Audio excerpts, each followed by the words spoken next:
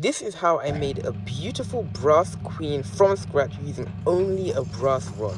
So I started off by just cutting it off the rest of the rod. I had shaped the rest of it. It was essentially the exact same process as my aluminium queen. So if you haven't seen up to there, just press that video linked in the top right corner of the screen.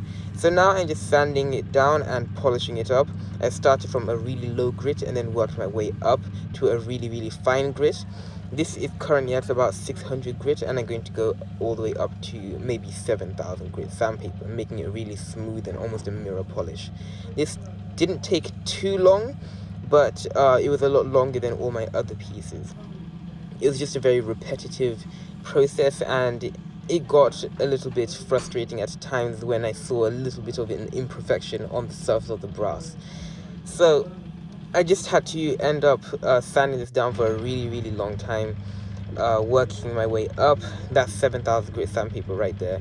And now I can prepare to get it out of the chuck and have a look at what it looks like now. Okay, so I've got the chuck key right there, and I'm about to open up the chuck so I can remove the queen. And I don't have much brass left. I'm not sure how I'll make the rest of the pieces with that.